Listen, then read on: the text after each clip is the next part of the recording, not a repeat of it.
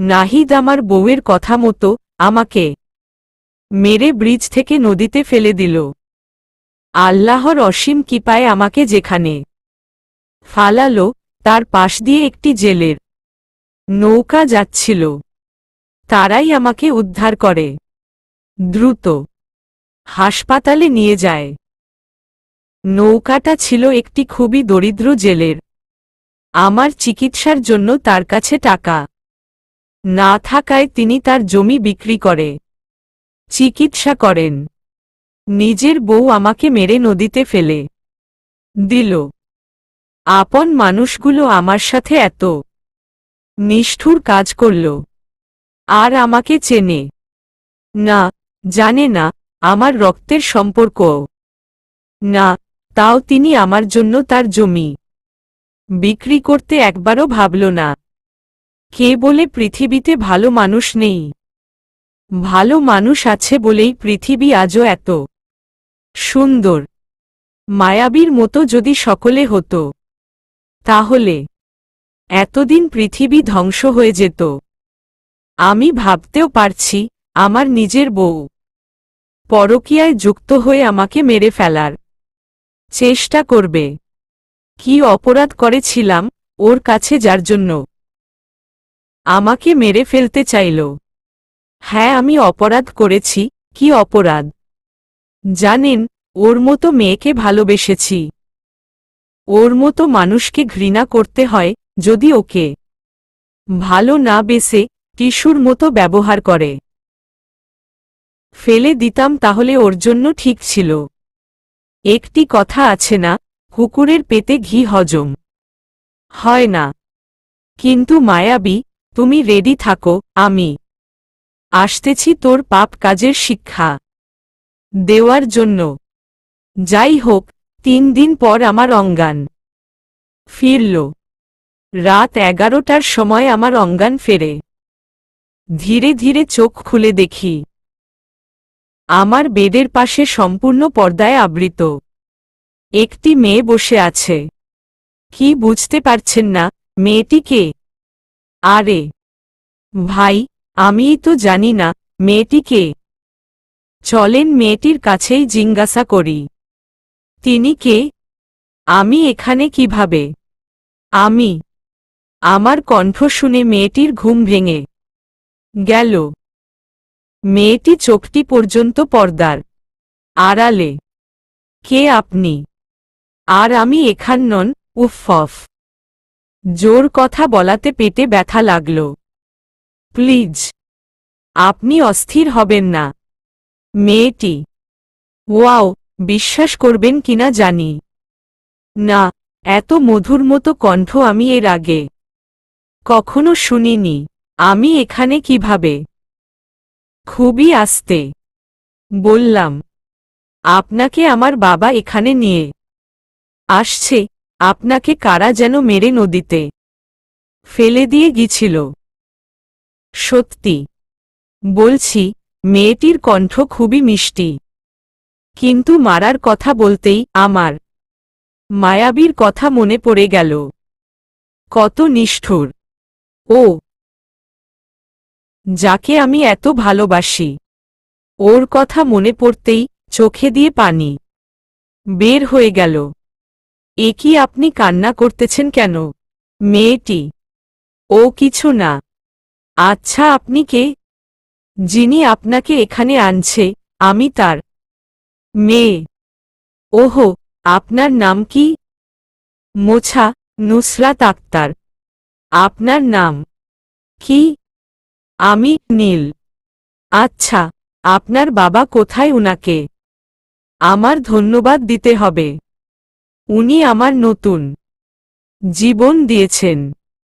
বাবা তো নদীতে মাছ ধরতে গেছে।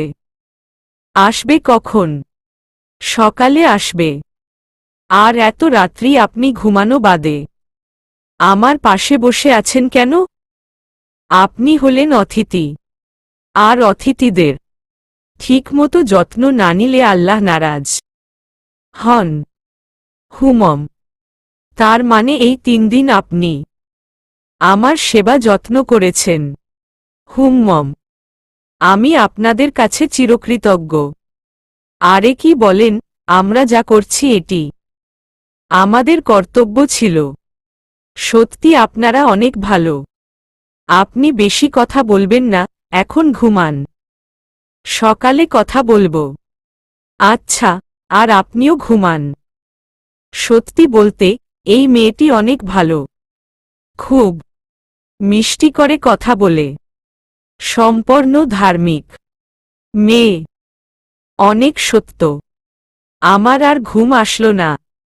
মায়াবীর কথা মনে পড়ে। কেন এমন করল ও আমার সাথে? কিসের অভাব ওকে দিছিলাম? ভালোবাসা, অর্থ, স্বাধীনতা, সময়, কোন কিছুর অভাব আমি ওকে দিইনি। কিন্তু তারপরও মায়াবী এমন করল।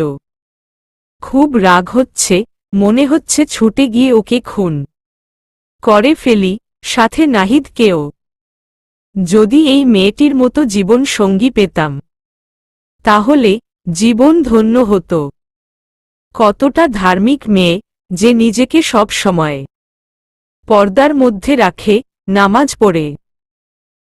খুবই ভালো লক্ষ্মী একটি মেয়ে। গরিবের ঘরে আল্লাহ পরি দিয়েছেন। মায়াবীর কথা ভাবতে ভাবতে কখন ঘুমিয়ে পড়ছিলাম মনে নেই, কিন্তু সকালে কারো মিষ্টি সুরে কোরআন তেলাওয়াত শুনে ঘুম ভেঙে গেল। চোখ খুলে দেখি, ওই মেয়েটি মানে নুসরাত কোরআন তেলাওয়াত করছে। আমি ভাবতেও পারছি মেয়েটি হাসপাতালে বসে কোরআন পড়ছে। এত সুন্দর করে তেলাওয়াত করছে, মনে হয় সারা জীবন যদি এভাবে মধুর সুরে তেলাওয়াত শুনে ঘুম ভাঙত, তাহলে কত ভালো হতো। নুসরাত তেলাওয়াত করছে আর আমি নীরবে তা শুনছি। নুসরাত তেলাওয়াত শেষ করে উঠে দেখল আমি জেগে আছি। আসসালামু আলাইকুম। নুসরাত: ওয়ালাইকুম সালাম। আমি: আপনি কখন ঘুম থেকে উঠলেন? এই তো একটু আগে।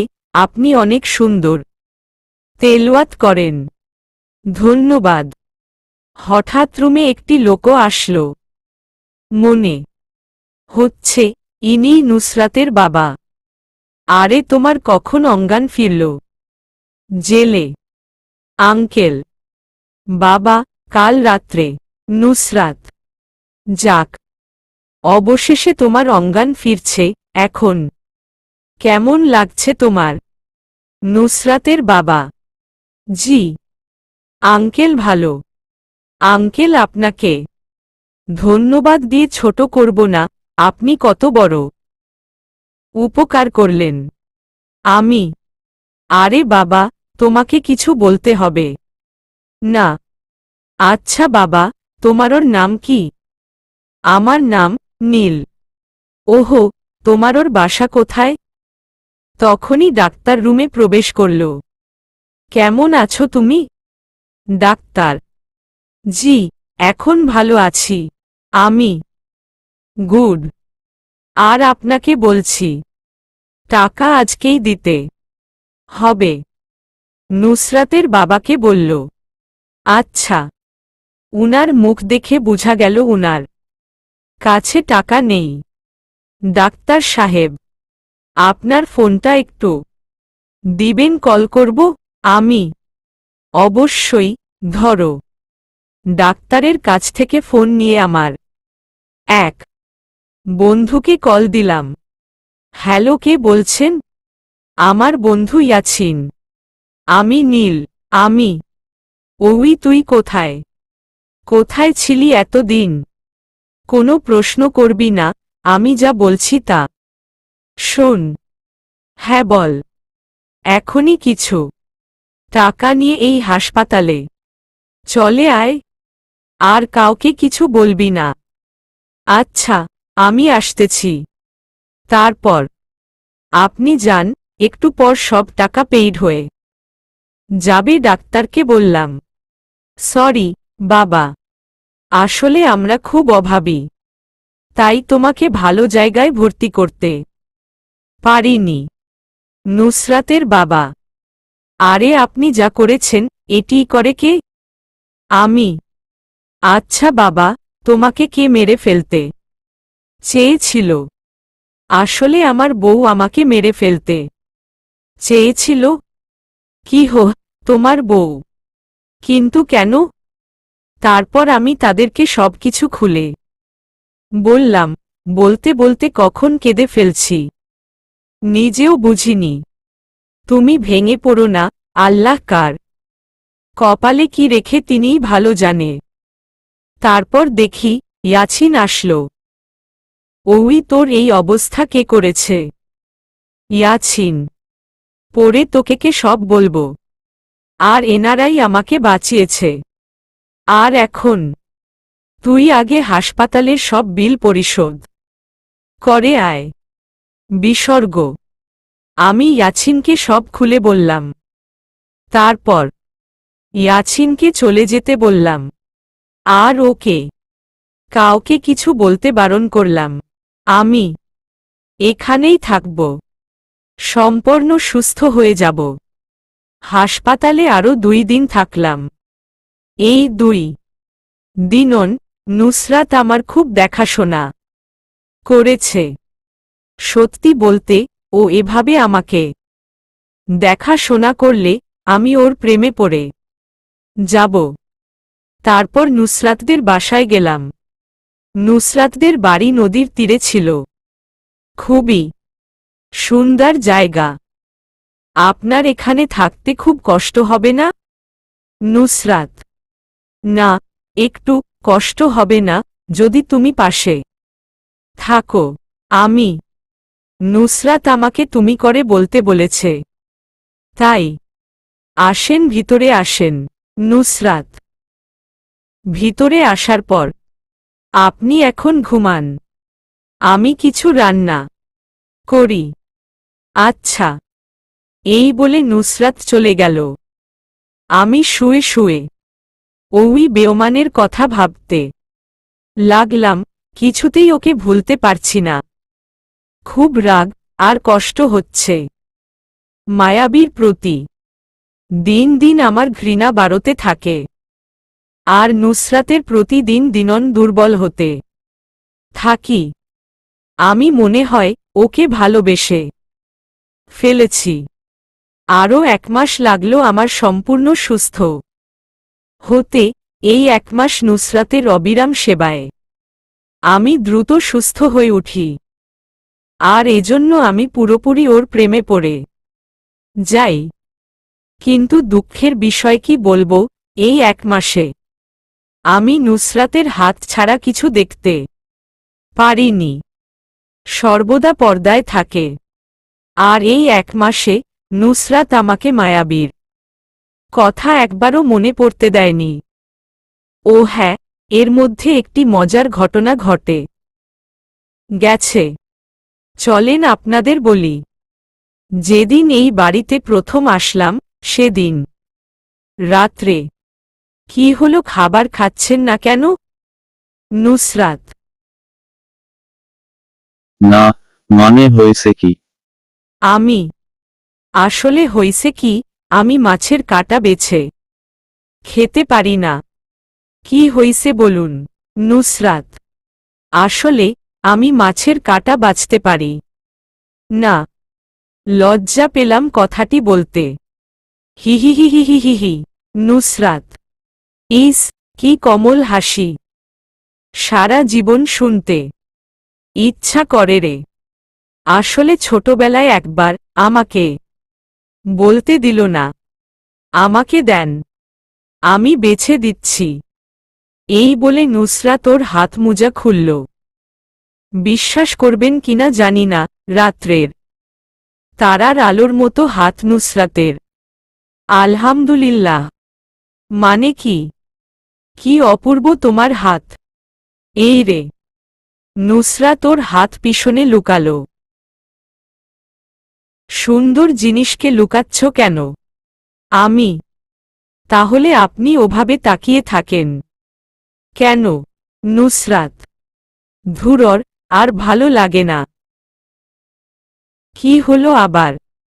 আচ্ছা, তোমাকে না বলছি, আমাকে তুমি করে বলবে।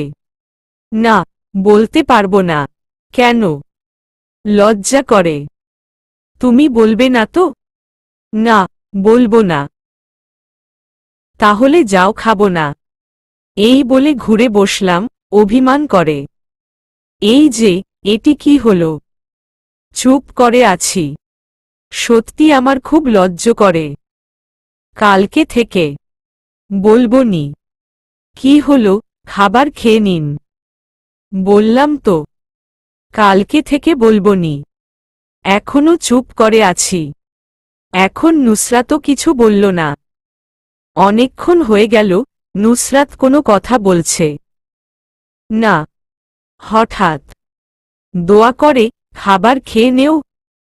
নুসরাত নেও বলেছে। হুমম, খাবার খেয়ে আমাকে উদ্ধার করো। না, এখনো খাবো না। কেন? আবার কি? খাইয়ে দেও। কি, পারবো না। তাহলে খাবো না। এই আমি কি তোমার ঘরের বউ নাকি যে যা বলবে তাই করব? হুমম, বউই তো। আসতে বললাম। কি হো বললে? কিছু না, দিবে নাকি তাই বলো। দিচ্ছি। তারপর নুসরাতের কমলীয় হাতে খাবার খেলাম। মনে হচ্ছিল আমি পৃথিবীর সব থেকে সুস্বাদু খাবার খাচ্ছি। খাবার শেষে নুসরাত বাইরে বারান্দায় গিয়ে চাঁদের আলোতে বসে রইল। আমিও ধীরে ধীরে ওর পাশে গিয়ে বসলাম। কি করছো? আমি চাঁদ দেখি। নুসরাত তাই বলো তো, কয়টা চাঁদ দেখা যাচ্ছে? কয়টা? আবার একটা? না, হয়নি। দুইটি চাঁদ। দুইটি কোথায়? একটি আকাশে আর একটি আমার পাশে। ভালোই মেয়ে পটাতে পারো। কি বলো, এত তাড়াতাড়ি পটে গেছো? না, এত সহজ না। হুমম, জানি। একটি গান শোনাবে? গান তো পারি না, গজল পারি। তাই গাও। তারপর নুসরাতের গজল শুনলাম, ওর সুরে। আমি কখন ঘুমিয়ে পড়ছি জানি না। সকালে ঘুম থেকে উঠে দেখি নুসরাত আমার বুকের উপর ঘুমিয়ে আছে। আর চোখ দুটি দেখা যাচ্ছে এত সুন্দর। মায়াবী চোখ ওর, ছোট ছোট চোখ দুটির মধ্যে সারা জীবন তাকিয়ে থাকতে ইচ্ছা করে। আমার নড়াচড়াই নুসরাতের ঘুম ভেঙে গেল। আমার ঘুম ভেঙে গেছে দেখা নুসরাত লজ্জায় উঠে চলে যাচ্ছিল। আমি ওর হাত ধরে টান দিয়ে আবার আমার বুকে এনে ধরে রাখলাম। এই কি করছো? ছাড়ো বলছি। এই কি করছো? ছাড়ো বলছি। নুসরাত ছাড়ার জন্য ধরেছি নাকি আমি? আমি কি তোমার বউ যে জড়িয়ে ধরবে? বারে, তুমি যদি আমার বুকে মাথা রেখে ঘুমাতে পারো, তাহলে আমি কেন তোমাকে জড়িয়ে ধরতে পারবো না? কই ক খ ন মাথা রা খ লা ম। তোতলাচ্ছে। মিথ্যা যখন বলতে পারো না, তাহলে বলতে যাও কেন? আমি মিথ্যা বলি না। ঠোঁট ভেঙিয়ে বলল। তাই বুঝি? হুমম, তাই। আর আমার ভয়েই মিছে। তোমার বুকে মাথা রাখতে। তাই, আচ্ছা একটি কথা বলবে? আগে আমাকে ছাড়ো। না, ছাড়ব না, আগে আমার কথা শোন। না, আগে ছাড়ো তারপর বলছি। না, ছাড়ব না। আরও একটু শক্ত করে জড়িয়ে ধরলাম। শক্ত করে জড়িয়ে ধরতেই আ এই কি করছো? আমাকে কাতুকুতু দিচ্ছে। সুরসুরি দিয়েই চলেছে আমার আবার প্রচুর সুরসুরি, তাই ছেড়ে দিতে বাধ্য হলাম। হিহিহিহিহিহিহি ছাড়া পেয়ে অট্রহাসিতে মেতে উঠেছে। এখানে এত হাসার কি হলো? তোমার এত সুরসুরি? ছোটবেলা থেকে। হি হি হি, তাই নাকি? এত হাসার কিছু নেই। সুরসুরি থাকলে আমার কি দোষ? না না, তোমার কোনো দোষ নেই। হি হি হি হি হি। ওয়াও, কি সুন্দর হাসি! হাসির শব্দ ছাড়া আর কিছুই দেখতে পারছি না। সর্বদা পর্দায় থাকে, এজন্য ওকে এত ভালোবেসে ফেলেছি। আমি কিন্তু একটি কথা বলতে চাই। ছিলাম। ও, তাই তো। বলো, তুমি কি আমাকে ভালোবাসো? আমার বই গেছে তোমাকে ভালোবাসতে। মুখ ভেঙে বলল, সত্যি ভাসো না? আর ভালো না বাসলে আমাকে জড়িয়ে ধরে শুয়েছিলে কেন? কই, জড়িয়ে ধরলাম গাধার মতো। ঘুমাও, জড়িয়ে ধরা দেখতেছে। কি বললে আমি গাধা? শুধু গাধা না, মেন্টাল গাধা। তাহলে মেন্টাল গাধাকে এত ভালোবাসো কেন? আমি কি তোমাকে একবারও বলেছি আমি তোমাকে ভালোবাসি? তুমি বলনি, কিন্তু তোমার চোখ বলছে তুমি আমাকে ভালোবাসো। আসছে আমার জ্যোতিষী। হুমম, জ্যোতিষী। ভালো হইছে, আর দেশে কি ছেলের অভাব পড়ছে যে বউয়ের হাতে মার খাওয়া ছেলেকে ভালোবাসব? কি বললে? ঠিকই তো বলছি। ভুল বলছি নাকি? খুব কষ্টে হচ্ছে নুসরাতের কথাটি শুনে। নুসরাত আমাকে এই কথা বলতে পারল? হুমম, তুমি ঠিকই বলেছে। আমার মতো ছেলেকে তুমি ভালোবাসবে কেন? আমার থেকে 1000 গুণ ভালো ছেলে তুমি পাবে। এই তুমি মন খারাপ করলে নাকি? না, মন খারাপ করব কেন? তুমি তো সত্যি কথাই বলেছ। আমি তো বউয়ের হাতে মার খেয়ে মরতে বসেছিলাম, সেখান থেকে তোমরা আমাকে নতুন জীবন দিয়েছ। আর তাছাড়া তুমি অনেক ভালো একটি মেয়ে, ধার্মিক এবং সৎ মেয়ে। তোমার জন্য অনেক ভালো ছেলে রয়েছে। আমারই ভুল হয়েছে তোমাকে ভালোবাসার কথা বলা, কারণ তোমাকে ভালোবাসার কোনো অধিকার আমার নেই। আমাকে ক্ষমা করে দিও। এই, তুমি কি বলছো এগুলো? আমি তো মজা করে বলছি। আরে আমি কিছু মনে করিনি। তোমার বাবার আসার সময় হয়ে গেছে। প্লিজ, তুমি কিছু মনে করো না। আমি সত্যি মজা করছি। আমি ওভাবে বলিনি। আরে তুমি পাগল হচ্ছ কেন? আমি কিছু মনে করিনি। আর অনেক দিন হলো তোমার এখানে আছি। এখন তো আমি সম্পূর্ণ সুস্থ। হুমম, সুস্থ তো কি? এখন আমার চলে যেতে হবে তোমাদের। আর কত জ্বালাবো? ওহো, আমি বুঝছি। ওই কথা বলছি বলে তুমি কষ্ট পাইছ, তাই চলে যাওয়ার কথা বলতেছ। আচ্ছা, এই যে দেখো, কান ধরছি, তবুও রাগ করো না। আরে রাগ করার কি আছে? তুমি যা বলছো সত্যি কথাই তো বলছো। আমার কোন যোগ্যতা নেই তোমাকে ভালোবাসার? ও কিছু বলার আগেই নুসরাত মা বাড়ি আসিছনি। নাসরাতের বাবা আসছে। হুমম, বাবা। নুসরাত আমার দিকে অশ্রু ভেজা চোখে তাকিয়ে নুসরাতের বাবা রুমে ঢুকল। আসসালামু আলাইকুম। আমি ওলাইকুম সালাম। কেমন আছো বাবা? আঙ্কেল জি, ভালো। আপনি কেমন আছেন? হুমম, আল্লাহ রাখছে ভালো। আঙ্কেল, আপনারা আমার জন্য অনেক করেছেন, যার জন্য আমি আপনাদের কাছে সারা জীবন চিরকৃঙ্গ থাকব। আরে না বাবা, এটি আমাদের কর্তব্য ছিল। আঙ্কেল, আমি তো এখন সম্পূর্ণ সুস্থ, তাই ভাবতেছিলাম আজই চলে যাব।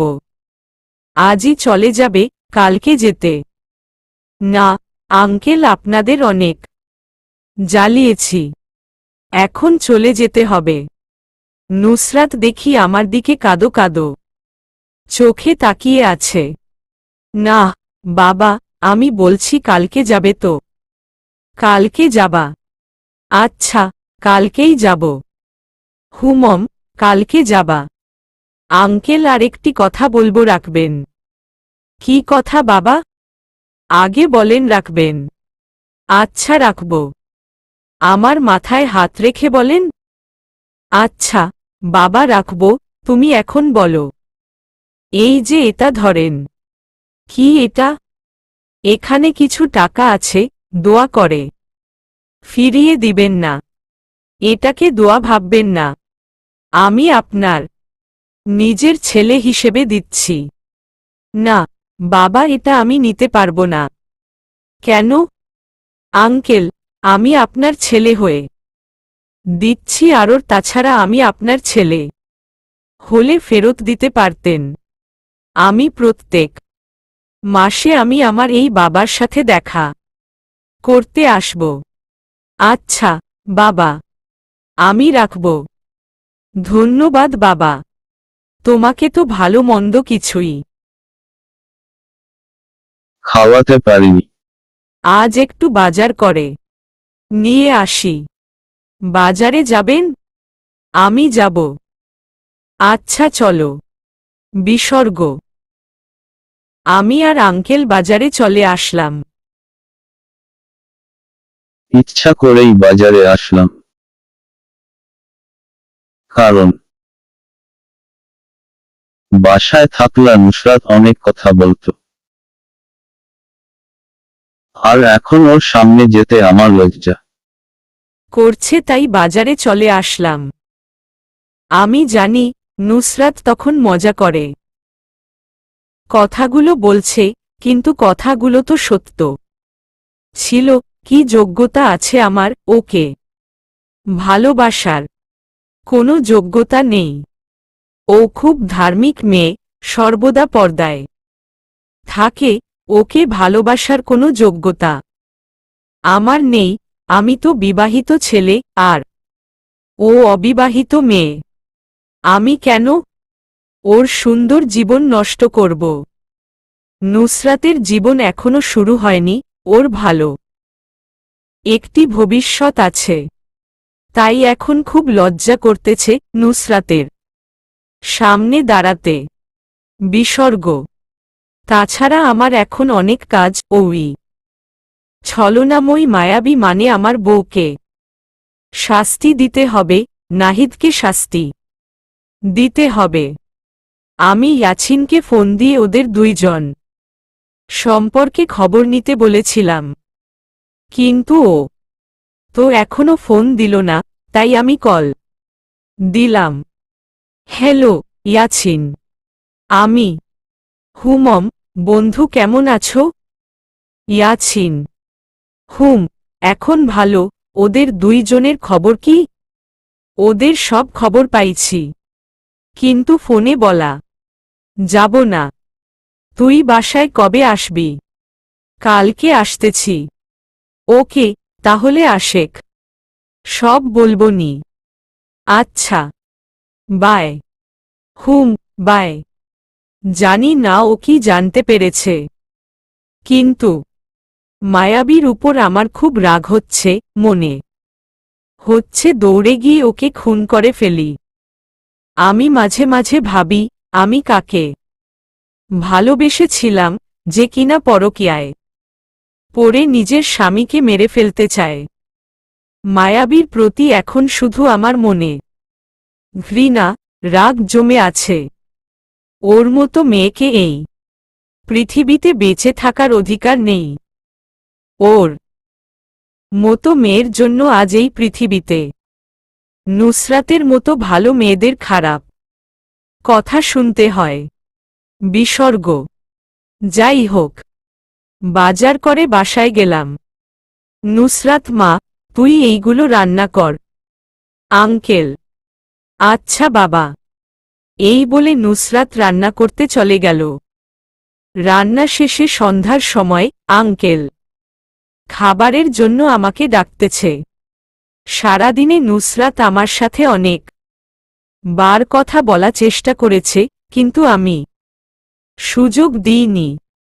সব সমময় আঙ্কেলের সাথে ছিলাম। কি করব আমি? নুসরাতের সামনে যেতে খুব লজ্জা করছে। ও তো আমাকে ভালোবাসে না, তারপরও আমি ভালোবাসার কথা বললাম, তাই লজ্জা লাগতেছে। খাবারের রুমে ঢুকতেই, বাবা, আসছো, বসো। আমারও আবার খাবার খেয়ে মাছ ধরতে যেতে হবে। আঙ্কেল, ওহো, আমি। কি রে মা, তুই খাবার খাবি না? সব তো আমাদের দিয়ে দিচ্ছিস। আঙ্কেল, আমার খেতে ইচ্ছা করছে না। তোমরা খাও। নুসরাত। নুসরাতের এই কথা শুনে আমি আর বসলাম না। কেন? মা। কি হয়েছে তোর? কিছু না বাবা। এমনি খেতে ইচ্ছা করছে না। ওহো বাবা, তুমি বসো। আমাকে বসতে বলল। আমি একটু পরে খাবো আঙ্কেল। আমি আচ্ছা। বিসর্গ। তারপর আঙ্কেল খাবার খেয়ে মাছ ধরতে চলে গেল। আমি ইচ্ছা করেই খাবার খেলাম না, কারণ নুসরাত আমার জন্যই খাবার খেল না। আঙ্কেল চলে যাওয়ার পর আমি আমার রুমে আসলাম। তার একটু পরেই নুসরাত দৌড়ে এসে আমাকে জড়িয়ে ধরে কান্না শুরু করে দিছে। এই কি হলো? তুমি কান্না করছো কেন? ওকে বুক থেকে সরানোর চেষ্টা করলাম। শুধু কান্না করতেছে। কি হইছে বলবে তো? কিছু দেখে ভয় পাইছ নাকি? ওকে বুক থেকে সরানোর চেষ্টা করতেছি, কিন্তু ও আমাকে আরো শক্ত করে জড়িয়ে ধরল। মনে হচ্ছে আমার বুকের মধ্যে আজ ঢুকেই যাবে। আহা, বলবা তো কি হইছে? আমাকে ক্ষমা করে দেও প্লিজ। কান্না করে। ক্ষমা করব মানে? তুমি কি করছো যে ক্ষমা করব? আমি জানি তখন আমি ও কথা বলছি বলে তুমি আমার উপর রাগ করে আছো, আর তাই আমাকে রেখে চলে যেতে চাচ্ছ। আমাকে মাফ করে দেও প্লিজ। সত্যি আমি তখন মজা করে বলছিলাম, আর কখনো বলবো না। মাফ করে দেও আমাকে। কান্না করে বলল, আরে পাগলি, আমি কিছু মনে করিনি। আর কতদিন তোমাদের জ্বালাবো, তাই চলে যেতে চাচ্ছি। আর তাছাড়া আশেপাশের মানুষ কি বলবে? যা ইচ্ছা বলুক। তোমাকে আমি যেতে দেব না। কেন? যেতে দিবে না। জানি না, কিন্তু তুমি যাবে না। আমাকে যে তুমি ভালোবাসো সে কথা আমি তোমার মুখ দিয়েই বলাবো। আমি কি পরিচয় নিয়ে এখানে থাকব? কোনো পরিচয় লাগবে না। তুমি বুঝছো না আমি কেন এখান থাকব? সারা জীবন কি এখানে থাকব নাকি? হুমম, সারা জীবনই থাকবা। আমি বলছি, তাই থাকবা। তুমি আমার কে যে তুমি বললেই থাকতে হবে? আমি তোমার পাগলি। কিভাবে তুমি আমাকে ভালোইবাসো? না, কই বলল বাসি না? তুমিই তো তখন বললে তুমি আসলেই একটি গাধা। আমাকে আবার গাধা বললে? তুমি শুধু গাধা না, তুমি হনুমান, খরগোশ, বানর, হাতি, বিলাই, আরও অনেক কিছু। অনেক কিছু কি কি? এখন মনে পড়ছে না, পরে বলবনি। তাই, ভালো। তুমি তো আর আমাকে ভালোবাসো না, তাই কাল এখান থেকে চলে যাব। না, তুমি কোথাও যাবে? তুমি চলে গেলে আমি থাকতে পারবো না। কেন থাকতে পারবে না? কারণ আমি এই গাধা ভালোবাসি। কি বললে? ভালোবাসি? কাকে? গাধাকে। কে গাধা? তুমি। জানতাম। কি জানতে? এই যে তুমি আমাকে ভালোবাসো এটাই জানতাম। তাহলে এরকম করলে কেন? তুমি যে আমাকে ভালোবাসো সেই কথা তোমার মুখ থেকে শোনার জন্য। ওরে পাজি। হুমমম। তাহলে আমাকে রেখে চল যেতে চাও? কেন? আরে, তোমাকে আপন করে পাওয়ার জন্যই তো বাসায় যাচ্ছি বাবা মার সাথে কথা বলার জন্য। মায়াবীর সাথে সব সম্পর্ক ছিন্ন করার জন্য। তাই বলো। কিন্তু আমি তোমাকে ছাড়া থাকব কিভাবে? আরে বাবা, বেশি দিনন সময় লাগব না। কয় দিন লাগবে? 5 দিনেই হয়ে যাবে। 5 দিন? এত সময়? আর 5 দিন পর তো সারা জীবনের জন্য আমাকে পাচ্ছ। হুম, মন খারাপ করল। মন খারাপ করো না, চলো খাবার খাবো। খুব ক্ষুধা লাগছে। ওহো, চলো। খাবার খেয়ে দুজনে ঘুমিয়ে পড়লাম। তারপরের দিন সকালে চলে আসলাম। আসার সময় নুসরাতের মুখ দেখে আসতে ইচ্ছা করছিল না, কি করব? আর পাগলিটা কাদো কাদো চোখে আমার দিকে তাকিয়েছিল। আমি জানি আমি না করার পরও ও কান্না করবে। আমাকে যতক্ষণ দেখা গেছে ততক্ষণ এক নজরে তাকিয়েছিল। কিন্তু কি করব, মায়াবীকে কে উচিত শিক্ষা দিতে আসতেই হল। ছলনাময়ী, বেঈমান মায়াবীকে বুঝানোর জন্য আসতেই হল। মায়াবীকে বুঝাতে হবে ভালোবাসা নিয়ে, মানুষের মন নিয়েও খেলার ভয়াবহতা কেমন। চলে আসলাম আবার সেই পরিচিত শহরে, অপরিচিত হয়ে। চলে আসলাম আবার সেই পরিচিত শহরে। এসেই ইয়াছিনকে ফোন দিলাম। হেল্লো, ইয়াছিন। আমি। হুমম, তুই কোথায়? ইয়াছিন, আমি তোর অফিসের সামনে। কি বলিস? চল আসছিস? ওকে থাক, আমি আসতেছি। হুমম, তাড়াতাড়ি আয়। বিসর্গ। 2 মিনিট পর ইয়াছিন আসলো। এসেই জড়িয়ে ধরল। তারপর বল, কেমন আছিস? ইয়াছিন। হুমম, ভালো। তুই? আমি। হুম, ভালো। বাসায় গেছিলি? না। আগ বল, তুই কি জানতে পেরেছিস? সব বলবো, তবে এখানে না। বাসায় চল। তারপর? হুম, চল। তারপর ইয়াছিনের বাসায় আসলাম।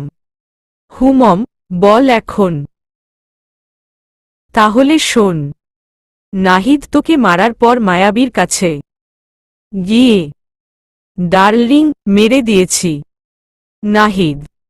কি হো, সত্যি? মায়াবী খুশিতে নাহিদকে এসে জড়িয়ে ধরল।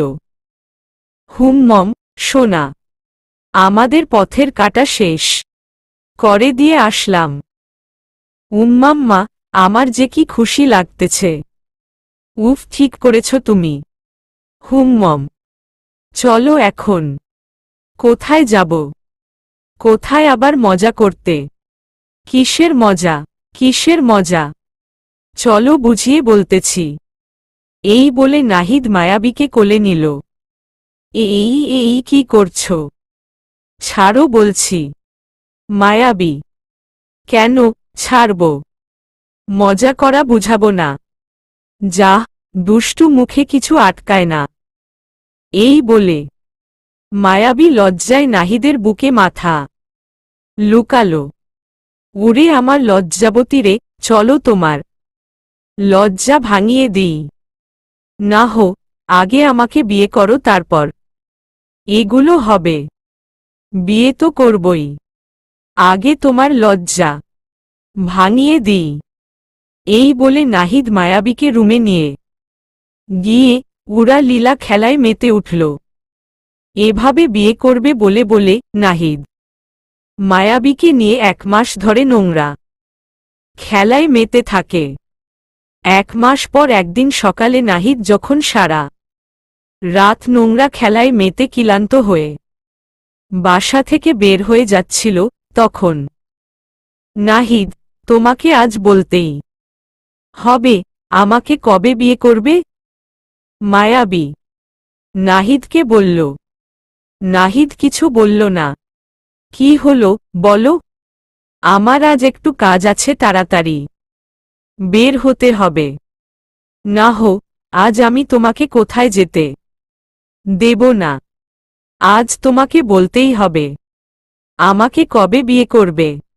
মায়াবী এই বলে নাহিদের হাত ধরল।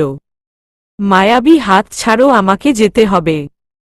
না হো, তোমাকে কোথায় যেতে দেব না। আজই আমাকে তুমি বিয়ে করবে।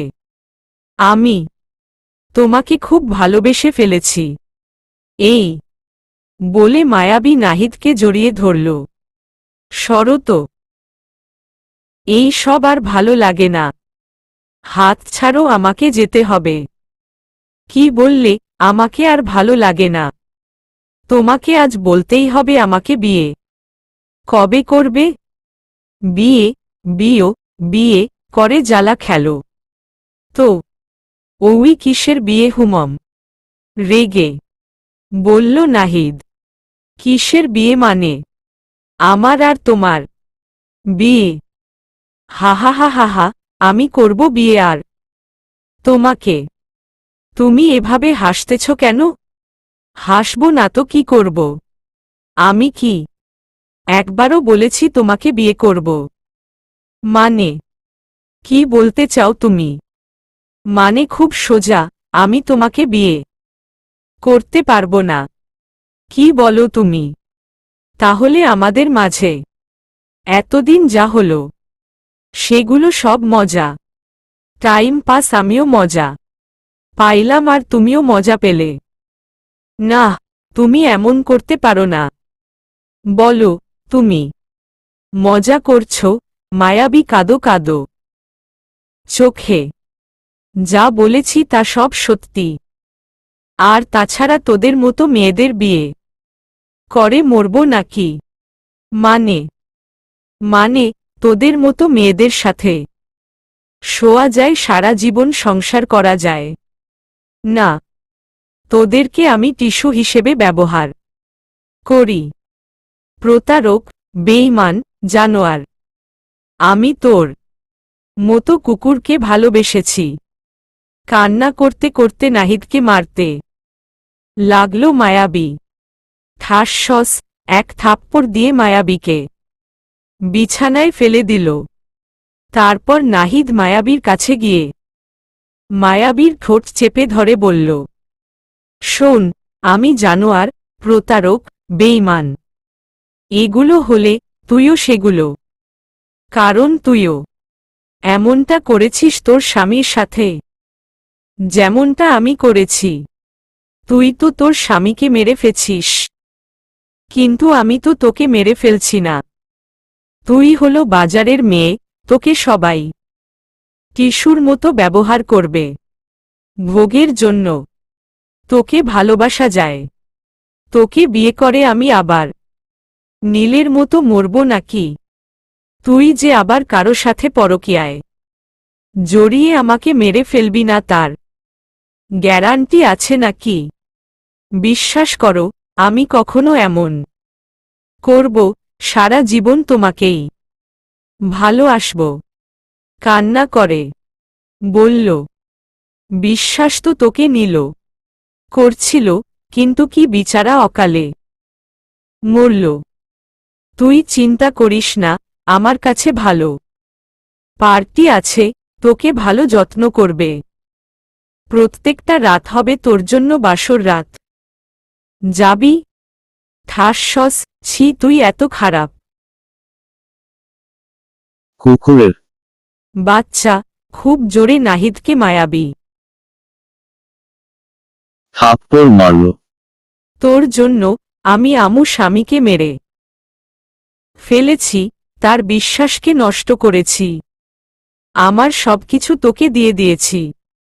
আর তুই মায়াবী। আমি কি শালি আমাকে থাপ্পড় মারা? এই বলে নাহিদ মায়াবীকে মেরে অজ্ঞান করে ফেলে। তারপর অজ্ঞান মায়াবীকে নাহিদ আবার ছিঁড়ে খেয়ে চলে যায়। যাওয়ার আগে একটি চিরকুট রেখে যায়। তারপর যখন মায়াবীর অজ্ঞান ফেরে, তখন ও দেখে ও বিছানায় পড়ে আছে। তারপর ও বুঝতে পারে ও কত বড় ভুল করেছে, ও কত বড় পাপ করেছে আমার সাথে। তারই ফল পাচ্ছে ও এখন। কোনো মতো বিছানা থেকে উঠে মায়াবী একটি চিরকুট দেখতে পায়, তারপর পড়তে থাকে। শোন, তোর মতো মেয়েদের আমি ব্যবহার করি, তোরা হলো ভোগের বস্তু। তোদের মতো মেয়েদের আমি এভাবেই ভোগ করে থাকি। তোকে নিয়ে অনেক দিনন মজা করেছি, তাই তোর জন্য একটু মায়া হলো। যদি পতিতালয় যেতে চাইলে বলিস, সাহায্য করব। Bye, darling. মায়াবী তখন হাও মাও করে কাঁদতে থাকে। এখন আর কেঁদে কি হবে? যা শেষ করার সব তো শেষ হয়ে গেছে। ওর পাপের ফল ও পাচ্ছে। এখন মায়াবী তারর স্বামী নীল এর কথা ভাবে। ওর ভাব কিভাবে ও নীলের ভালোবাসা নিয়ে খেলা করেছে। নীল তো আমার কোনো কিছুর অভাব দিছিল না, তারপরও কেন আমি এমন করলাম নীলের সাথে? আমি কত বড় অন্যায় করে ফেলছি। এগুলো ভাবে আর চিৎকার করে কাঁদতে থাকে। বিসর্গ। মায়াবী ওর পাপের ভুল পাচ্ছে বন্ধু ইয়াছিন। হুমম, নাহিদ কোথায় এখন? আমি মায়াবীর এই অবস্থার কথা শুনে আমার একটুও খারাপ লাগছে না। নাহিদের সব খবর আমি নিয়েছি। ও রাত্রে ড্রিঙ্ক করতে যায়। ওক, তাহলে আজই হবে ওর শেষ রাত। বন্ধু, কাহিনী আরও বাকি আছে। কি বলিস? কি কাহিনী? বন্ধু, মায়াবীকে নাহিদ ছেড়ে যাওয়ার 1 মাস পর মায়াবী তোদের বাসায় যায়। মানে হুমম, ও তোর বাবমাকে ভুল বুঝিয়ে তোর বউ সেজে সেখানে থাকতেছে। কি বুঝিয়ে ও আমার বাবা মাকে? আমি যেটুকু শুনলাম, ও তোর বাবা মাক বলেছে তুই মনে ওকে ঠকিয়ে একটি মেয়েকে নিয়ে পালিয়েছিস। কি বলিস? হুমম, সত্যি বলছি। তোকে তোর বাবা মার কাছে খারাপ বানিয়ে ও ভালো হয়ে আছে। ছি, এত খারাপ মায়াবী। হুমম, এই কারণে তোর বাবা তোর কোন খোঁজ খবর নেয়নি। এখন তুই কি করবি বন্ধু? তুই বাসায় গেলে তোর বাবা মা অনেক কিছু বলবে, তোক ভুল বুঝবে, অনেক কিছু করব। কি করবি তুই? নাহিদ থেকে শুরু করব। আর নষ্টা মেয়ে মায়াবী কাছে এ কার দ্বারা শেষ করব? বন্ধু, নাহিদ এখন নেশা করতে ক্লাবে আসে। ইয়াছিন। হুম, চল আমরাও যাই। আমি আর ইয়াছিন ক্লাবের সামনে গিয়ে আড়ালে বসে থাকলাম। রাত্র যখন 8টা বাজে তখন দেখি নাহিদ আসতেছে। ওকে দেখা মাত্রই আমার মাথায় রক্ত উঠে গেল। মন চাইছিল এখনই দৌড়ে গিয়ে ওকে মেরে ফেলি, কিন্তু এখনো সময় হয়নি। নেশা করে একে একে বেশিরভাগ মানুষ ক্লাব থেকে বের হয়ে যায়। রাত যখন 12টার কাছাকাছি বাজে তখন দেখি নাহিদ ক্লাব থেকে বের হচ্ছে। বন্ধু নাহিদ বের হচ্ছে। ইয়াছিন, হুমম, আসতে দে। আমি প্রত্যেক দিন নাহিদের সাথে সাথে কেউ না কেউ থাকে, কিন্তু আজ ও একা কেন? ওর মরার সময় আইছে বলে। নাহিদ আমাদের সামনে আসতেই আমি ওর সামনে গিয়ে দাঁড়ালাম। কে রে তুই? মাতাল বলে আমাকে চিনছে না, আবার অন্ধকার বলে আমার মুখ দেখতে পারছে না। ওকে এই মাতাল অবস্থায় মারলে মন শান্তি পাবে না, তাই ওকে তুলে নিয়ে আসার কথা ভাবলাম। ও কথ্যা ববলিশস না কেন রে? পথথত ছাড়র, বাসায় আমারও নতুনন রূপসী অপেক্ষা করছে রে। নাহিদ কুত্তাটার কথা শুনে রাগ কন্ট্রোল করতে না পেরে ওর মাথায় হকি দিয়ে এক বাড়ি দিয়ে অজ্ঞান করে ফেললাম। তারপর ওকে ধরে একটি বন্ধ কারখানায় নিয়ে আসলাম, আর কুত্তাটার অজ্ঞান ফেরার অপেক্ষা করত থাকলাম। ভোরের দিকে মানে সকাল 6টা 23 এর অজ্ঞান ফেরে। ও চোখ খুলতেই আমি কোথায়? আমি এখানে কিভাবে? মাথায় হাত দিল। বাড়ি দিছিলাম সেই ব্যথা। আমাকে এখানে কে নিয়ে আসলো? আমাকে এভাবে বেঁধে রাখছে কেউ আছে এখানে? নাহিদ। কেন রে? ভয় করছে খুব। আমি ওর সামনে গিয়ে দাঁড়ালাম। নীল, তুমি? ও মনে জীবনেও অ্যাকসেপ্ট করেনি ও আবার আমাকে দেখবে, তাও আবার জীবন্ত।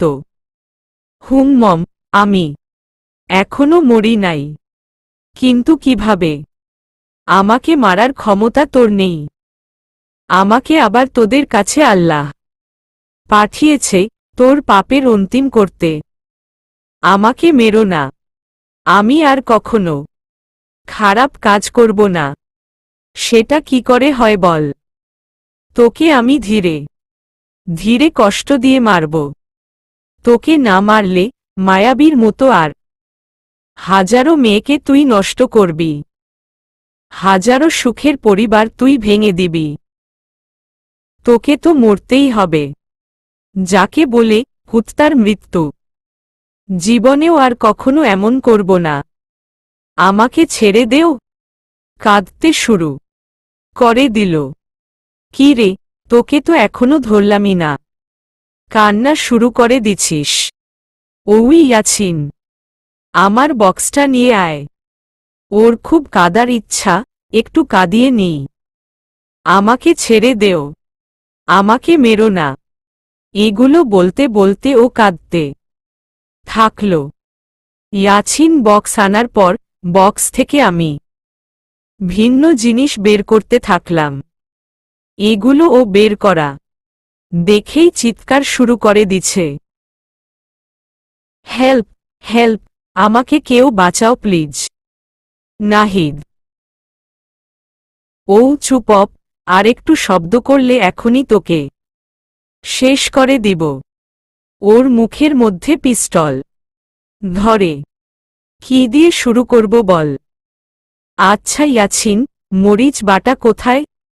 আমি ইয়াছিনকে বললাম, এই যে একদম কাঁচা মরিচ বেটে আনছি। ইয়াছিন। নাহিদ কাঁচা মরিচ দেখেই আবার শুরু করে দিছে চিৎকার করা। বাঁচাও, বাঁচাও, কেউ আমাকে বাঁচাও প্লিজ। কুত্তার বাচ্চা, আবার চিল্লাচ্ছ কেন? এই বলে ছুরি দিয়ে ওর মুখে একটা পোঁচ দিলাম। উড়ে মারে, আমাকে মেরে ফেলল। দোয়া করে আমাকে মেরো না। উফ্ফো, চিৎকার শুরু করে দিছে, কিন্তু এটা যন্ত্রণার চিৎকার। আমি এক মুঠো কাঁচা মরিচ বাটা নিয়ে যেখানে কাটছি সেখানে লাগিয়ে দিলাম। আল্লাহ গোগ গো, উড়ে রেড়ে মামা মামা, মরে রেড়ে গেলাম মম। পানি থেকে মাছ উঠে ডাঙায় লাফায়, ঠিক সেরকম লাফাচ্ছে যন্ত্রণায়। কুকুরটার শরীরে রক্ত আছে বলতে হয়, একটু কাটছি তাতেই কত রক্ত। চিল্লা, আরো চিল্লা, কেউ আসবে না, কেবল তো শুরু। আমার খুব ভালো লাগছে ওর চিৎকার শুনে। আমি ওর মুখে পিন দিয়ে আবল তাবল মারতে থাকলাম, আর ও গোলা কাটা গরুর মতো গোগরাতে থাকল। একটা সময় ওর মুখে রক্ত ছাড়া কিছু দেখা যাচ্ছে না। তখন আমি আবার এক মুঠো মরিচের গুঁড়ো নিয়ে ওর সমস্ত মুখে লাগিয়ে দিলাম। এখন ও আরো বেশি চিৎকার করতে থাকল। আমি আর ইয়াছিন হাসতে লাগলাম। নাহিদ চিৎকার করতে করতে অজ্ঞান হয়ে গেল। তাই ওক না জাগিয়ে 1 ঘন্টা পর আবার পানি মেরে ওর অজ্ঞান ফেরালাম। কিরে, এখন কেমন লাগছে? আমি আম্মাকে রে দেও, খুব কষ্ট হচ্ছে। খুব আস্তে আস্তে বলল, কথা বলার শক্তি নেই মনে হচ্ছে। হাহা হাহা, কষ্ট তো সেদিন আমারও হয়েছিল, তোরা ছেড়ে দিছিলি আমাকে। আমি ভুল হয়ে গেছে, আর মেরো না আমাকে। নাহিদ, ইয়াছিন, ফোনটা নিয়ে আসেক। আমি হুমম, বল কি করব? ইয়াছিন, ভিডিও কর এগুলো। কি বলিস? আমি যা বলছি তাই করর। আচ্ছা। ইয়াছিন ভিডিও করতেছে, আর আমি কাজ শুরু করলাম। এখন বল, আমাকে মেরে ফেলতে ছিলি কার কথা? আমি আপনার বউ মায়াবীর কথায়। বিশ্বাস করুন, আপনাকে মারার আমার কোনো ইচ্ছাই ছিল না। আমি শুধু মায়াবীকে ভোগ করতে ছিলাম। কিন্তু মায়াবী বলল আপনাকে মেরে ফেলতে, তাই আপনাকে মেরে নদীতে ফেলে দিছিলাম। তারপর কি করেছিস? তারপর মায়াবীকে নিয়ে আমার উদ্দেশ্য হাসিল করে মায়াবীকে ছেড়ে দিয়েছি। আর এখন মায়াবী কোনো উপায় না পেয়ে আপনার বাবা মাকে আপনার নামে মিথ্যা কথা বলে সেখানে আরামে থাকতেছে। কান্না করতে করতে নাহিদ বলল, ইয়াছিন, সব রেকর্ড করেছিস? আমি করেছি। ইয়াছিন, এখন এই কুকুরটাকে মেরে ফেলি, তারপর মায়াবীকে না হয় মারব। আমাকে মারবেন না, দোয়া করুন প্লিজ। নাহিদ, মাফ করে দিস। আমি জানি মানুষ হত্যা পাপ, তারপর ও আমাকে এও পাপ করতেই হবে। এই বলে আমি ওর হাত ধরে ছুরি দিয়ে ওর কবজির রগ কেটে দিলাম, যাতে এই ধীরে ধীরে মরে যায়। আমাকে বাঁচাও প্লিজ। ইয়াছিন, চলো এখন মায়াবীর কাছে যাই। বিসর্গ। তারপর আমি আর ইয়াছিন নাহিদকে রেখে আমার বাসায় চলে আসলাম। বাসায় এসে কলিং বেল চাপার কিছুক্ষণ পর মা এসে দরজা খুলে দিল। আর আমাকে বাড়িতে আসতে দেখে আশেপাশে সব প্রতিবেশী আমার পিছনে এসে দাঁড়িয়ে আছে, আর তারা নানান কথা বলতেছে। কি বলতেছে আশা করি আপনারা বুঝতে পেরেছেন। তুই এখানে কেন এসেছিস? মা, কেন? এসেছি একটু পরেই বুঝতে পারবে। ভিতরে চলো, আপনারাও আসেন। প্রতিবেশী সবাইকে ভিতরে আসতে বললাম। বিসর্গ। সকলে ভিতরে আসলো। কে আসছে গো? উপর থেকে বাবা বলল। নিচে এসে দেখে যাও, মা। বাবা নিচে আসার পর, তুই এখানে কেন এসেছিস? তোর মতো সন্তানের এখানে কোনো জায়গা নেই। বের হো আমার বাড়ি থেকে। বাবা, কেন এসেছি জানতে চাও? তার আগে তোমাদের লক্ষ্মী বউকে পাঠাও, যার কথাতে নিজের ছেলেকে খুঁজার চেষ্টা করনি। একবার জানতেও চাওনি আসলেই কি আমাদের ছেলে এত খারাপ? আমি কি বলতে চাস তুই? বাবা, সব বলবো, তার আগে তোমার বউ মাকে ডাকো। আমি মায়াবী মা, তুমি কোথায়? মা মায়াবীকে ডাকল। মা, আমি ঘরে। উপর থেকে মায়াবী বলল, একটু নিচে আয় তো মা। মা, আসতেছি। মায়াবী উপর থেকে নামার সময় আমাকে দেখেই ধীরে ধীরে এক নজরে আমার তাকিয়ে নামল। মনে হচ্ছে ভূত দেখেছে ও। ভূত না আমি, জীবন্ত আমি। আমি মায়াবীকে বললাম, তুমি মায়াবী? হুম, আমি। কেন? নিজের চোখকে বিশ্বাস হচ্ছে না। আমি। মা, বাবা ও এখান কেন এসেছে? ওকে এখান থেকে তাড়িয়ে দিন। মায়াবী বাবা মাকে বলল, আমি চলেই যাব। তার আগে তোকে একবার দেখতে আসলাম। খুব মিস করতেছিলাম তো, তাই আমি। এই বলে আমি ওর সামনে গিয়ে দাঁড়ালাম।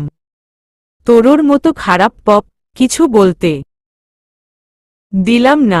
তার আগেই আমার সমস্ত শক্তি দিয়ে ওকে থাপ্পড় মারলাম। ঠাসস থাপ্পড় খেয়ে ওর পড়ে গেল। তুই হলো নষ্টা মেয়ে, বাজারের মেয়ে। তোকে নাহিদ ছিঁড়ে খেয়েছে, তুই কি না আমাকে খারাপ বলিস?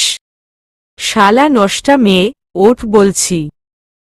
এই বলে ওর চুলের মুঠি ধরে উঠিয়ে থাপ্পড়াতে লাগলাম। ঠাসস ঠাসস ঠাসস। আমি ঠাসস। বাবা আমাকে একটা মারল। তোর সাহস হলো কি করে ওকে মারার, আর এত বাজে বাজে কথা বলার? বাবা, সাহস সাহস। ইয়াছিননন ভিডিও দেখা সবাইকে। আমি ইয়াছিন তখন নাহিদদের বলা কথাগুলো সবাইকে দেখাতে থাকে। এগুলো সব মিথ্যে। মায়াবী মিথ্যে এগুলো। আমি হুমম মিথ্যে। কাকে না কাকে ধরে রেকর্ড করে নিয়ে আসছে বাবা।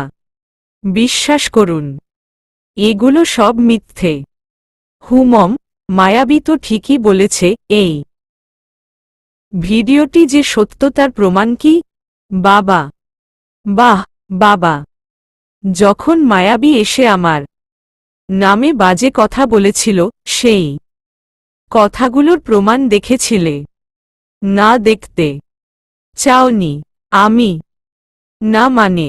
বাবা, থাক, মানে করতে হবে না। আমি জানতাম এরকম কিছু হবে, তাই প্রমাণ নিয়েই আসছি।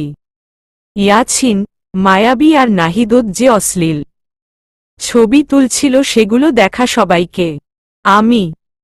আমি নাহিদের ফোনে নাহিদ আর মায়াবীর একটি অশ্লীল ভিডিও সহ কিছে ছবি পাইছি। কি হো আমার বাবা মা, তোমাদের লক্ষ্মী বউয়ের ছবি দেখা হইছে নাকি? ছবি দেখেও বিশ্বাস হচ্ছে না। অশ্লীল একটি ভিডিও আছে তোমাদের লক্ষ্মী বউয়ের দেখাবো আমি? বাবা মা, প্রতিবেশী মায়াবী কারো মুখে কথা নাই। কি হলো, সকলের কথা বলছো না যে? আচ্ছা, আমিই বলি। তোমাদের এই লক্ষ্মী বৌমা। লক্ষ্মী কিসের? নষ্টা বৌমা পরকীয়ায় জড়িয়ে আমাকে মেরে নদীতে ফেলে দেয়। কিন্তু আল্লাহর কৃপায় এক জেলে আমাকে বাঁচিয়ে তোলে। আর এই নষ্টা মেয়েকে নাহিদ যখন ভোগ করে ছেড়ে দেয়, তখন এই নষ্টা কোনো উপায় না পেয়ে তোমাদের কাছে এসে মিথ্যা কাহিনী বলে আমাকে খারাপ বানিয়ে ও ভালো হয়ে এখানে আরামসে থাকতেছে। আচ্ছা বাবা, আমি কি খুব খারাপ ছিলাম যে কারণে আমার নামে খারাপ কথা শুনেই বিশ্বাস করে ফেললে?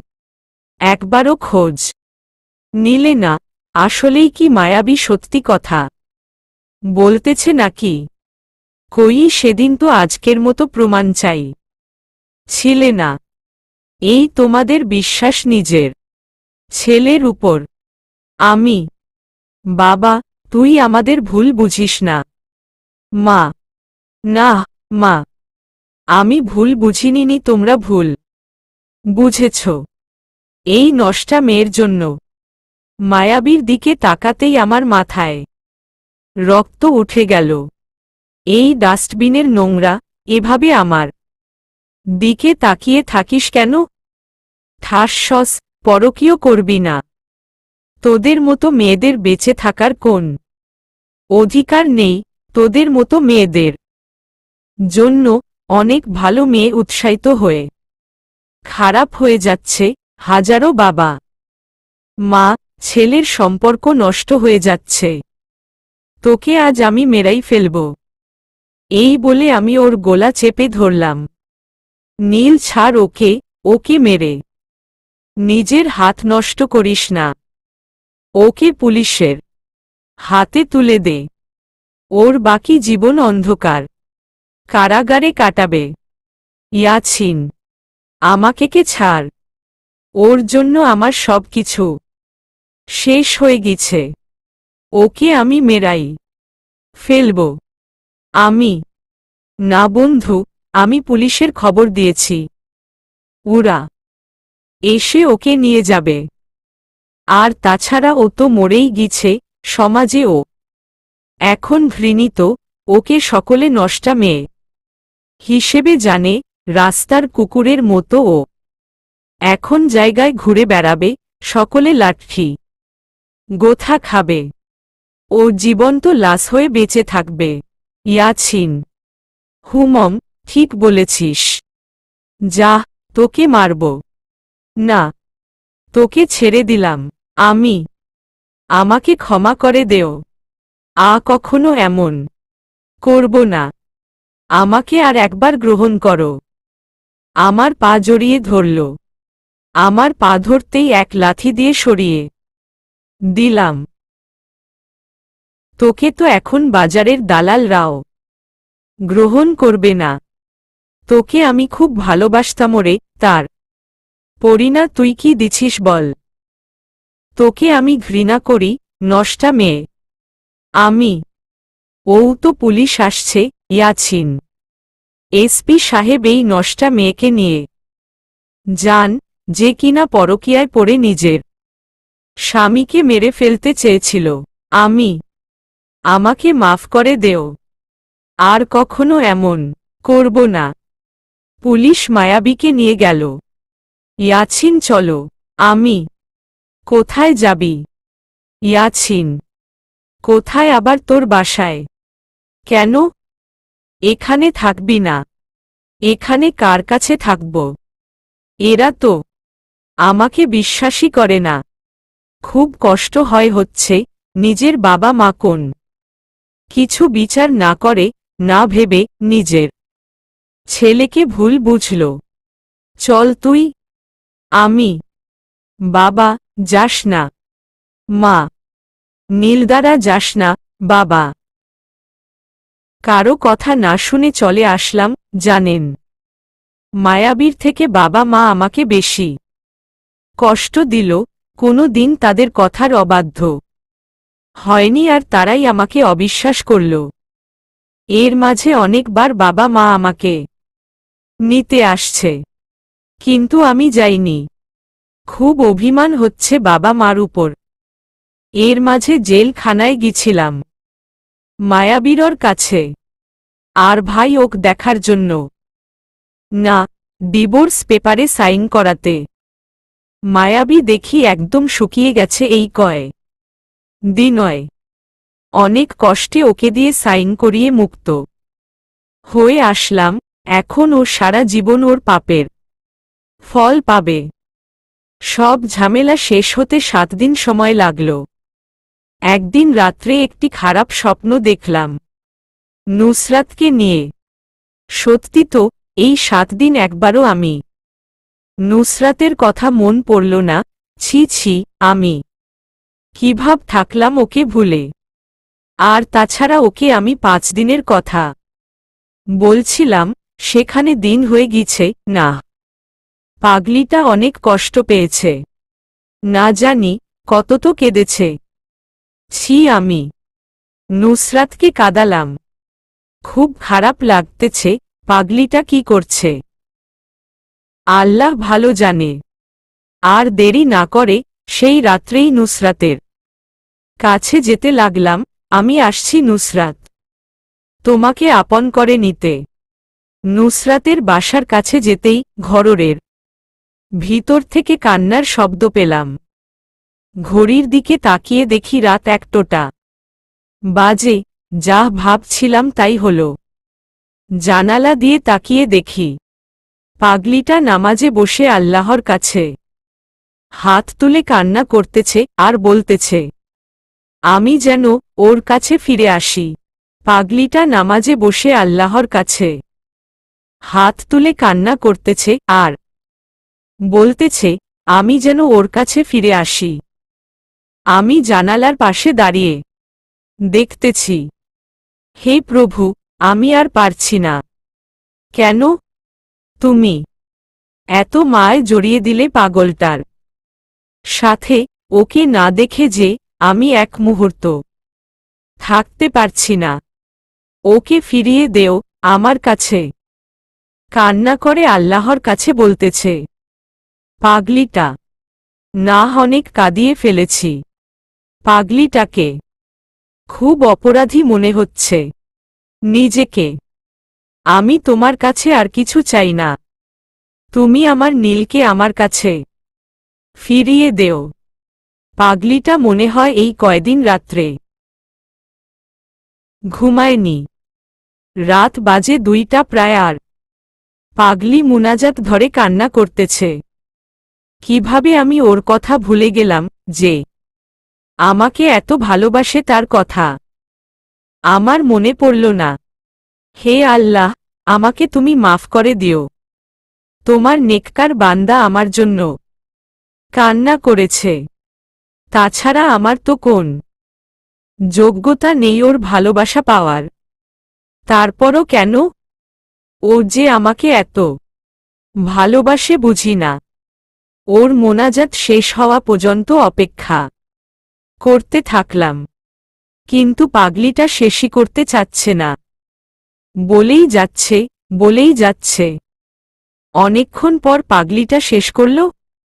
আর দেরি করা যাবে না।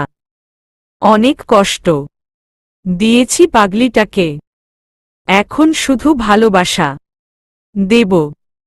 ভাবছিলাম মোনাজাত শেষ করে ঘুমাতে যাবে, কিন্তু না, না ঘুমিয়ে পিছনের দরজা খুলে আকাশের দিকে তাকিয়ে আছে আনমনে।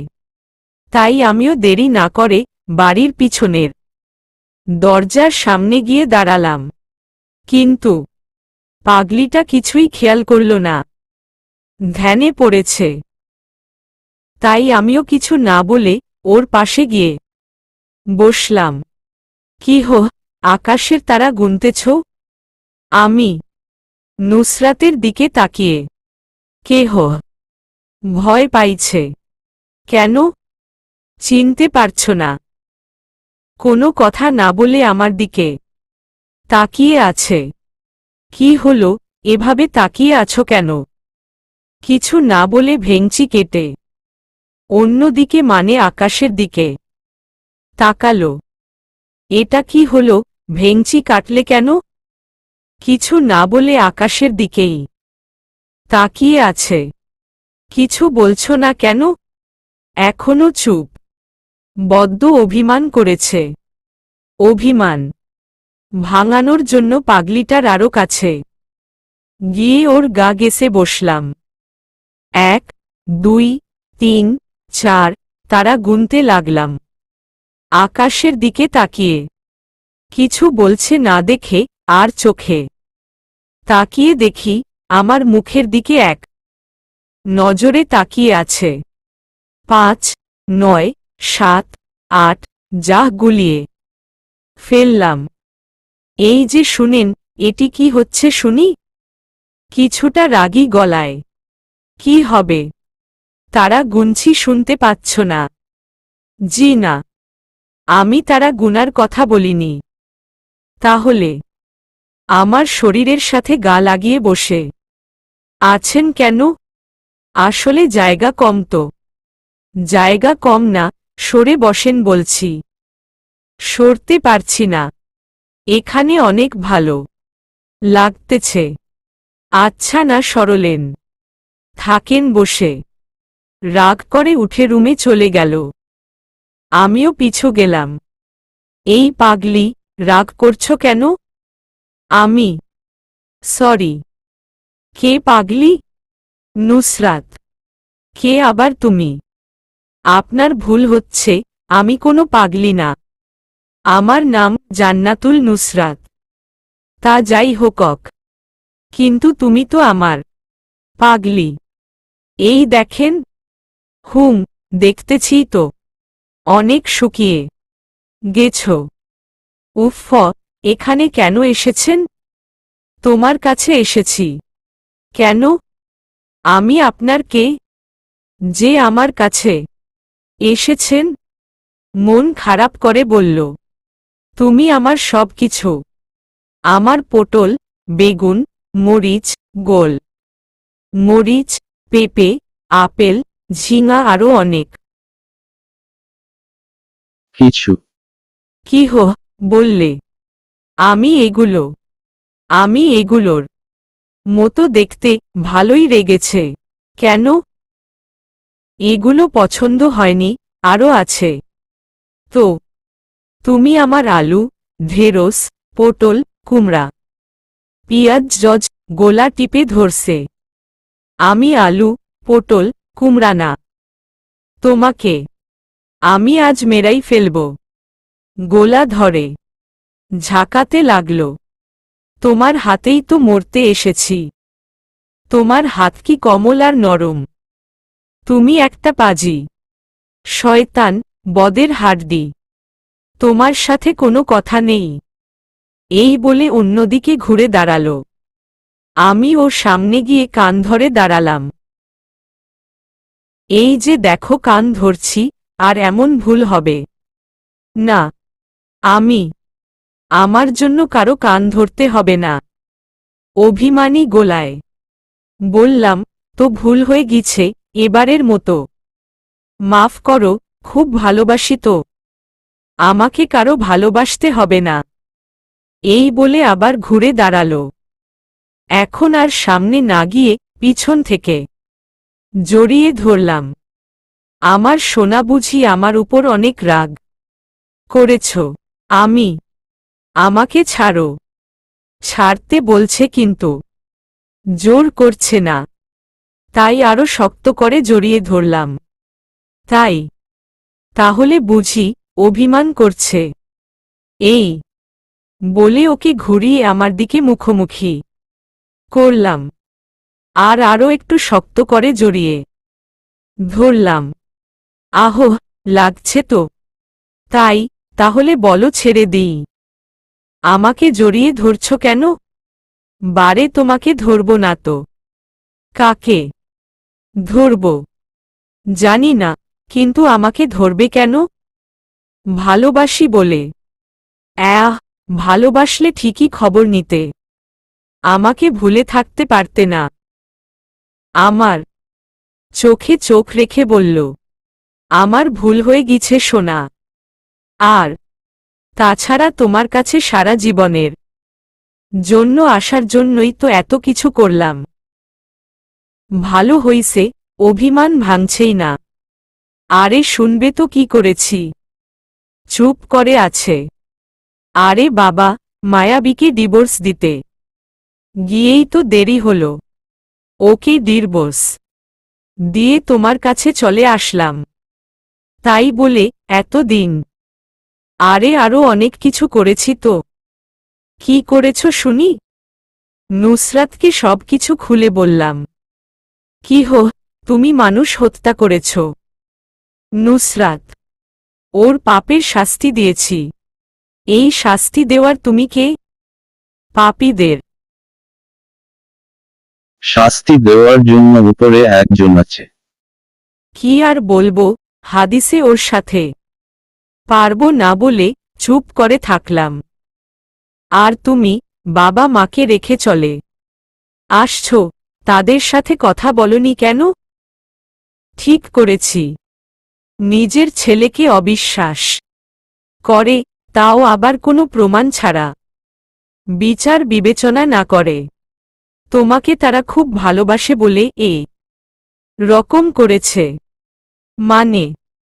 মানে দেখো, আমাকে তুমি যতটা ভালোবাসো, যদি কখনো আমার নামে খারাপ কথা শোন, তাহলে তুমি অভিমান করে আমার মুখও দেখতে চাবে না।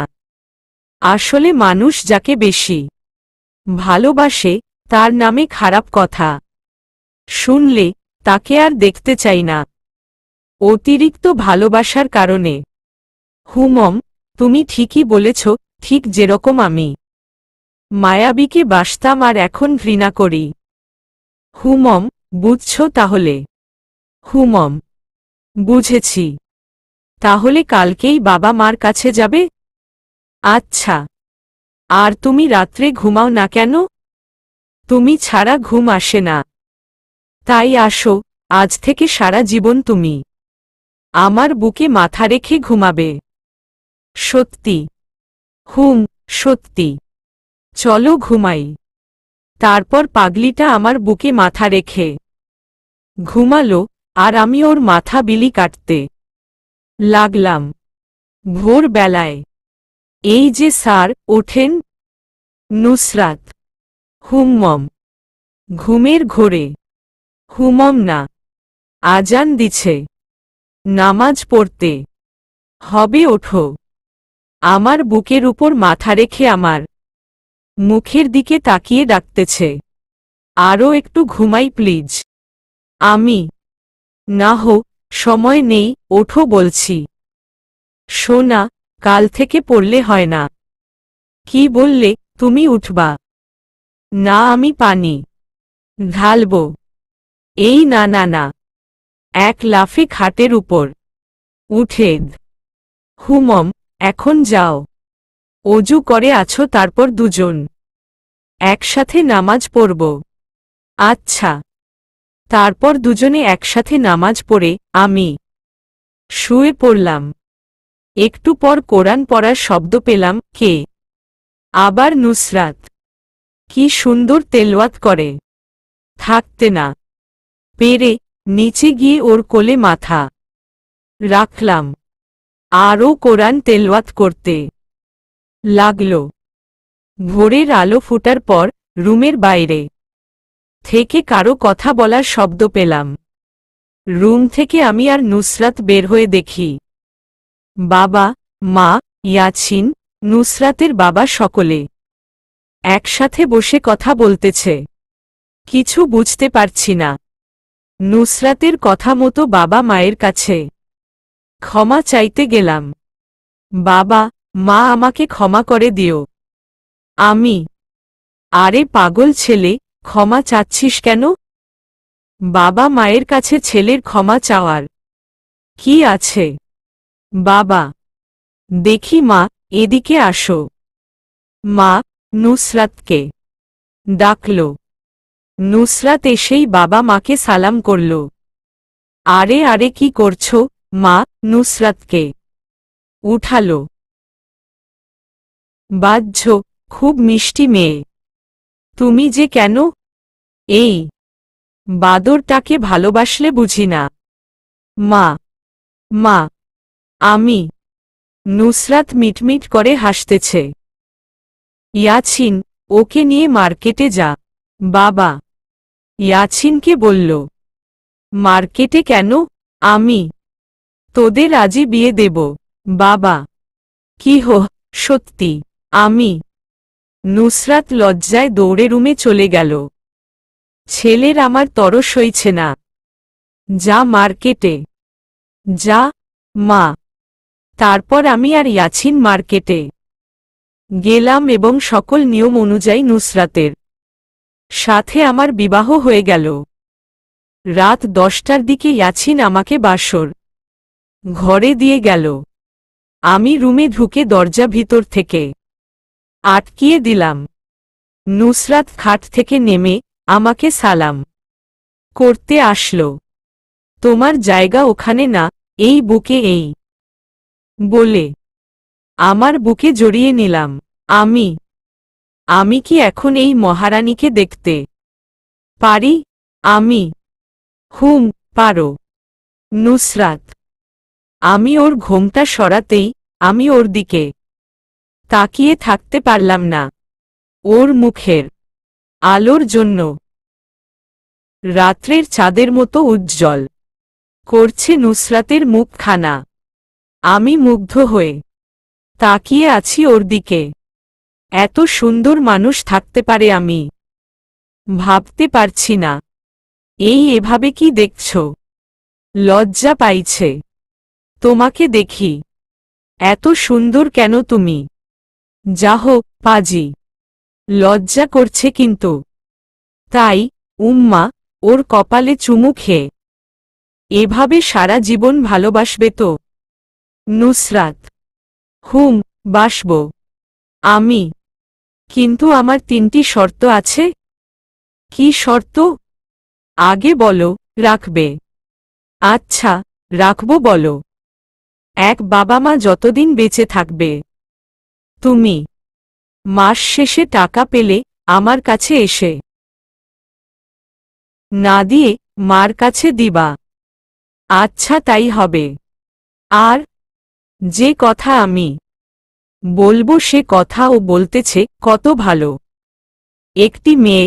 প্রত্যেক ঘরে ঘরে যদি এরকম বউ থাকত তাহলে কত ভালো হতো।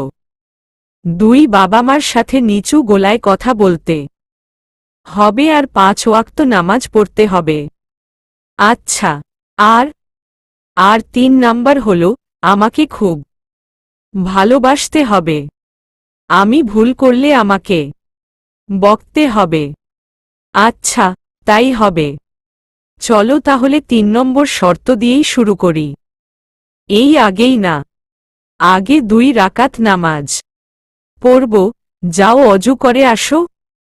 আচ্ছা, যথা আজ্ঞা মহারানী। তারপর নামাজ পড়া শেষ করতেই পাগলিটাকে কোলে তুললাম। কি করছো? পড়ে যাব তো? নুসরাত। পড়বে না। বিছানায় নিয়ে আসলাম। এখন তাহলে 3 নম্বর শর্ত পূরণে কাজ শুরু। কথা যায়। হুমম। কিন্তু 3 নম্বর শর্ত কি ছিল? আমার মনে নেই। আমার ভালোমতো মনে আছে তো? সমস্যা নেই। ওর একদম কাছে গিয়ে যাহো, দুষ্টু। হুমম, আমি তো দুষ্টুই। দেখো না আইডির। তাই বলে এত দুষ্টু, লজ্জা নেই? পাঠকরা দেখছে তো? আরে দেখুক, পাঠকরা অনেক কষ্ট পাইছে। গল্পটি পড়ে এখন একটু দেখে আনন্দ পাক। যা, তুমিও আর বলতে দিলাম না। উম্মম্মম্মমমমমমা। সমাপ্ত।